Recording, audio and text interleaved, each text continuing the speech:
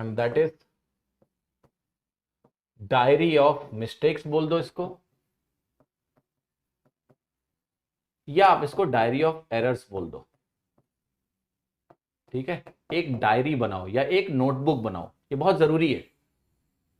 और इसमें every mistake must be recorded. मैं ये मैथ्स के लिए रिकमेंड कर रहा हूं, आप चाहो तो इसको बाकी सब्जेक्ट के लिए भी रिकमेंड करके आप बनाओ। जैसे लेट्स से मैथ्स का आप कोई सवाल लगा रहे थे, वो मैथ्स आपका सवाल गलत हो गया, आपने फंडामेंटल मिस्टेक करी, आपने कैलकुलेशन मिस्टेक करी, कुछ भी किया।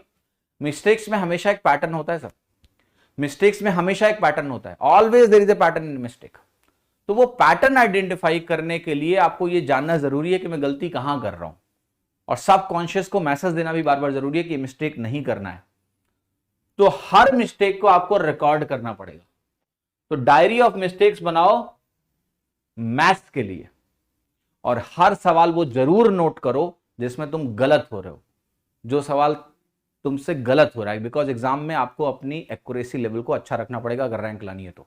अभी एक टॉपर आया हमारे यहाँ, ऑल इंडिया रैंक 86, उनको एएसओ मिला सीएसएस में, पहली प्रेफरेंस उनकी थी एएसओ एमईए में। मैंने पूछा कितने नंबर से नहीं मिला, आपको पता है क्या उन्होंने बोला? 0.8 मार्क्स से।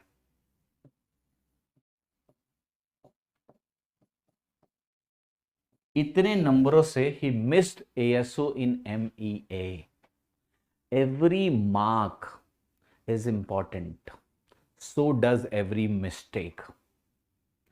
अगर इन्होंने एक क्वेश्चन गलत नहीं किया होता, या उस क्वेश्चन को जो गलत हुआ अटेम्प्ट नहीं किया होता, समझ रहे हो कि नहीं? शायद अटेम्प्ट करने से नहीं बचते, आधा नंबर ही फायदा होता उससे, बट अगर वो गलत सवाल नहीं किया होता इन्होंने, या दो सवाल ऐसे जो गलत हुए वो अटेम्प्ट नहीं किए होते, तो एक नंबर एक्स्ट्रा होता, he would have gotten MEA. तो हर नंबर की बहुत कीमत है बच्चा, इसको इग्नोर करके मत चलना तुम। तुम्हारे 0.2 नंबर्स भी तुम्हें बाहर करा देंगे एग्जाम से। बॉटम में तुम होगे, तुम बाहर हो जाओगे, लिस्ट में नहीं होगे, नाम ही नहीं होगा, तुम्हारी नौकरी लग सकती थी, लगेगी नहीं। ये ऐसी कट थ्रोट लड़ाई है। तो इस कट थ्रोट लड़ाई के लिए ना आपको ये बहुत ध्यान रखना है कि अपनी मिस्टेक्स को मिनिमाइज रखें, कम से कम रखें। और मिस्टेक्स कम से कम होने के लिए आपको अपनी गलतियों के बारे में जानना जरूरी है। एक साइकोलॉजिकल कॉन्सेप्ट है कि जो ह्यूमंस हैं वो इस तरह से वायर्ड हैं कि अगर वो कॉन्शियसली अपनी मिस्टेक्स को ना देखें तो हमारा दिमाग उन मिस्टेक्स को अवॉइड करना चाहता है। We have a tendency to avoid our mistakes. हम अपनी मिस्टेक्स को नहीं देखना चाहते हैं, उसको बहुत ज़्यादा सुपरफिशियली देख के ना इग्नोर करते हैं। दिस इज आवर नेचर, ये बायोलॉजिकल नेचर है तुम्हारा।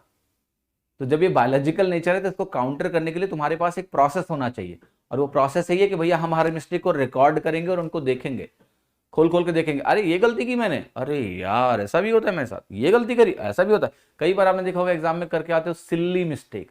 वो जो सिल्ली मिस्टेक होती है ना, वो इसलिए सिल्ली होती है बार बार क्योंकि तुम्हें पता ही नहीं तुम्हारी मिस्टेक्स का पैटर्न क्या है। तुम अपनी मिस्टेक्स का पैटर्न देखो, तुम किस तरह की गलतियां कर रहे हो। There is always a mistake का एक पैटर्न होता है, हमेशा पैटर्न होता है। ऑलवेज फाइंड दैट पैटर्न कि कहां आप एरर कर रहे हो, क्यों कर रहे हो। ये अंडरस्टैंडिंग ही बहुत बड़ा इंप्रूवमेंट ले आएगी आपके अंदर।